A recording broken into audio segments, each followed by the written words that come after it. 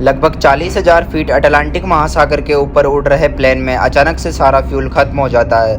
काली अंधेरी रात में प्लेन की सारी इलेक्ट्रिसिटी टप हो जाती है और प्लेन में इतना भी फ्यूल नहीं बचाता कि वह अपनी मंजिल तक पहुंच पाए। आखिर ऐसा क्या हुआ था इस प्लेन के साथ? पायलट ने इस प्लेन को मौत के मुंह से आखिरकार किस तरह बाहर निकाला और पूरे 193 पैसेंजर की जान बचाई, जानेंगे इस पूरे वीडियो में। वीडियो बहुत ही ज़्यादा इंटरेस्टिंग होने वाली है। इस खौफनाक मंजर को महसूस करने के लिए इस वीडियो को एंड तक देखें। आखिर क्या हुआ था उस दिन 40,000 फीट ऊपर उड़ रहे एयर ट्रांजिट फ्लाइट 236 के साथ? 23 अगस्त 2003 को कनाडा के लोकल टाइम के अकॉर्डिंग रात के करीब 8:52 पर एयर ट्रांजिट एयरलाइन का एयरबस A330 कनाडा के टोरंटो से पुर्तगाल के लिस्बन के लिए उड़ान भरता है, जो कि एक 7 घंटे की नॉन स्टॉप फ्लाइट थी, जिसमें 293 पैसेंजर, 3 पायलट और 13 क्रू मेंबर थे। टेक ऑफ करने के पहले लगभग प्लेन में 46.9 मेट्रिक टन फ्यूल भरा गया था, जो कि ज़रूरत के हिसाब से 4.5 टन ज़्यादा ही था। प्लेन को उड़ा रहे थे 41 वर्षीय कैप्टन रॉबर्ट पीजे और 28 वर्षीय फर्स्ट ऑफिसर डिर्क डे जागेर। कैप्टन रॉबर्ट को लगभग 16,800 घंटे प्लेन उड़ाने का एक्सपीरियंस था, जिनमें से 799 घंटे उन्होंने इसी प्लेन में बिताए थे। वहीं फर्स्ट ऑफिसर को 4,800 घंटे का फ्लाइंग एक्सपीरियंस था, जिसमें से 386 घंटे एयरबस A330 उड़ाया था। इसका मतलब ये था कि दोनों पायलट पूरी तरह से अनुभवी थे। पैसेंजर्स की बोर्डिंग के बाद वहाँ के लोकल टाइम के अकॉर्डिंग 8:52 पर यह प्लेन टेक ऑफ करता है और कुछ ही देर बाद ये अपने 40,000 फीट के एल्टीट्यूड पर उड़ रहा होता है। प्लेन अब अटलांटिक ओशियन को पार कर ही रही थी। सब कुछ सामान्य था। सभी पैसेंजर्स आराम से सो रहे थे।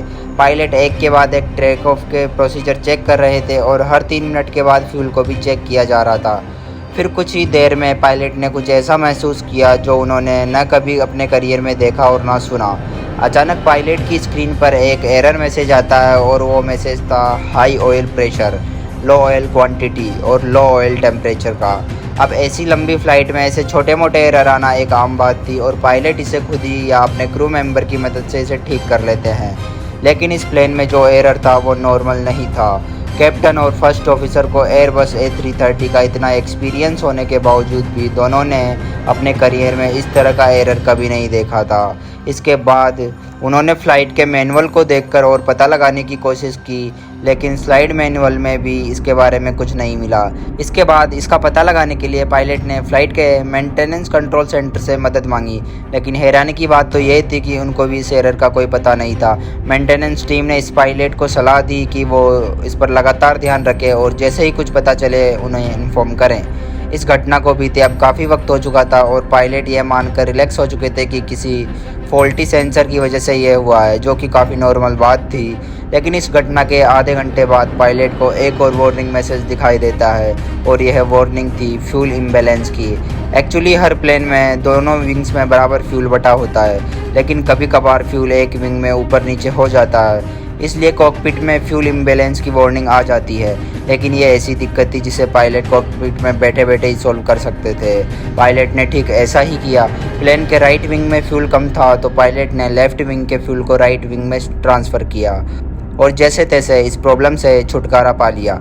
लेकिन यह पायलट नहीं जानते थे कि उन्होंने इस दौरान कुछ ऐसा कर दिया था जिससे उनकी और सभी की जान जाने वाली थी। इस फ्यूल ट्रांसफ़र के बाद एक ऐसी बड़ी प्रॉब्लम खड़ी हुई जिसने पायलट के रोंगटे खड़े कर दिए।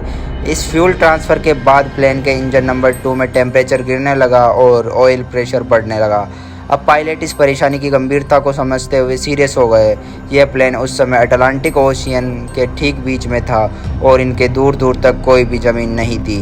सबसे नज़दीकी जो एयरपोर्ट था वो था पुर्तगाल का एल्जोरेस आयरलैंड पर मौजूद लार्जेस एयरबेस था। पायलट ने तुरंत एयरपोर्ट अथॉरिटी से कांटेक्ट किया और उनसे इमरजेंसी लैंडिंग की परमिशन मांगी। इन्हें लैंडिंग की परमिशन भी मिल गई और इन्होंने प्लेन को एजोरस की तरफ मोड़ दिया। लेकिन इसी दौरान कैप्टन रॉबर्ट को पता चला कि प्लेन में हर 1 सेकंड के साथ 1 गैलन फ्यूल कम होता जा रहा है और इनके पास टोटल 7 टन ही फ्यूल बचा था। इसके हिसाब से ये प्लेन सिर्फ आधा घंटा और उड़ सकती थी और लार्जेस्ट एयरपोर्ट अभी यहाँ से 280 किलोमीटर दूर था। मतलब इनके पास लार्जेस्ट एयरपोर्ट तक पहुँचने का भी फ्यूल नहीं बचा था। लेकिन जैसे तैसे ये लोग उस एयरपोर्ट पर पहुँचने की कोशिश करते हैं, लेकिन ये सिचुएशन तो अब और ज़्यादा बिगड़ गई जब रात के 2:13 के लगभग प्लेन के इंजन नंबर 2 ने आग पकड़ ली। पायलट के होश गायब हो चुके थे। पायलट के सामने सिर्फ एक ही ऑप्शन था कि प्लेन को 293 पैसेंजर के साथ अटलांटिक ओशियन के गहरे पानी में जान देने के अलावा, जो कि पूरी तरह से बहुत भयानक था। इस प्लेन में अब सिर्फ एक ही इंजन बचा था और उसमें भी फ्यूल बहुत कम था। अब उनके लिए सिर्फ एक ही सहारा बचा था, जो कि प्लेन का एक इंजन था।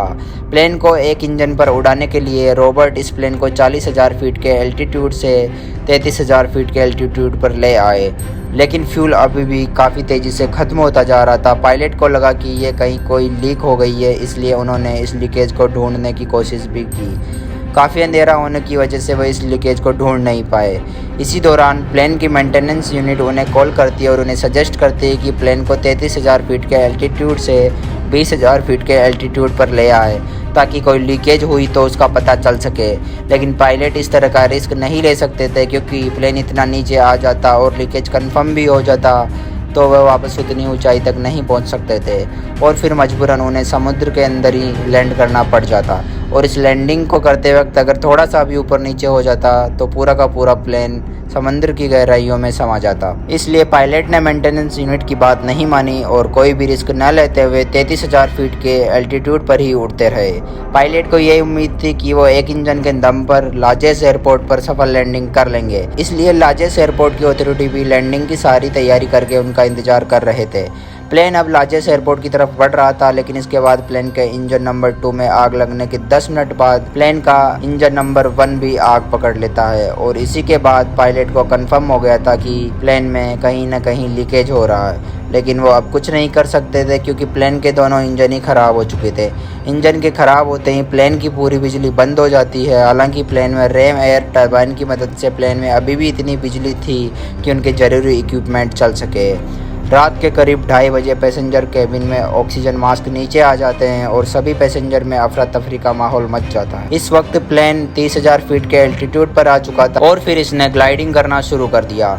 दोस्तों, प्लेन में ग्लाइडिंग का मतलब है जब कोई भी प्लेन वर्टिकल डिस्टेंस ट्रेवल करता है तो उसी के साथ हॉरिजॉन्टल डिस्टेंस भी तय करता है और हर प्लेन का ग्लाइडिंग रेशियो होता है। एयरबस A330 का ग्लाइडिंग रेशियो 15:1, यानी कि यह प्लेन हर 15 फीट के आगे जाकर 1 फीट नीचे आएगा। और अब लाजेस एयरपोर्ट से प्लेन की 121 किलोमीटर ही दूरी बची थी, जो कि ग्लाइडिंग से तय हो सकती थी।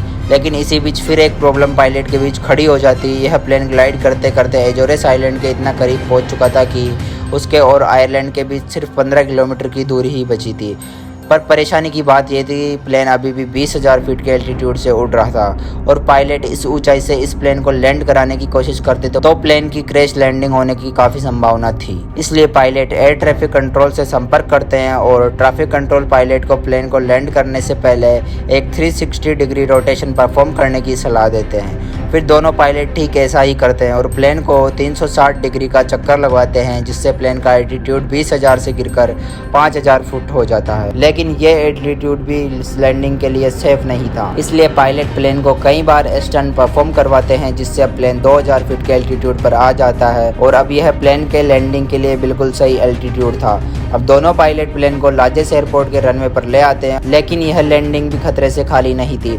लैंड करते ही प्लेन के 12 व्हील्स में से 8 व्हील लॉक हो जाते हैं और प्लेन की स्पीड 370 किलोमीटर प्रति घंटा थी। इतनी रफ्तार में प्लेन के रनवे को टच करते ही बाउंस करता है और फिर प्लेन रनवे पर तेज रफ्तार से आगे बढ़ता है और लगभग 23,000 मीटर चलने के बाद प्लेन के ब्रेक लगते हैं और प्लेन फाइनली लैंड कर जाता है। इस वक्त तक प्लेन के टायर्स फट चुके थे, लेकिन प्लेन के क्रू और पायलट की सजगता से बहुत ही बड़े हादसा होने से बच गया। लैंडिंग के दौरान प्लेन में काफ़ी अफरा तफरी मची हुई थी, जिसके कारण 14 यात्री और 2 क्रू मेंबर्स को थोड़ी बहुत चोटें आई थी, लेकिन किसी को भी ज़्यादा नुकसान नहीं हुआ था। एयर ट्रांजिट एयरलाइन 236 आगे चलकर एक इतिहास में दुनिया की सबसे लंबी दूरी 121 किलोमीटर बिना इंजन के ग्लाइड करने वाली पहली प्लेन बनी। इसलिए इसे एजोरेस ग्लाइडर के नाम से भी जाना जाता है। उम्मीद करता हूँ दोस्तों आपको ये वीडियो बहुत पसंद आई होगी, तो आप हमारे चैनल को PK यूनिट को सब्सक्राइब करें और बेल आइकन को प्रेस करना ना भूलें, क्योंकि इसी तरह की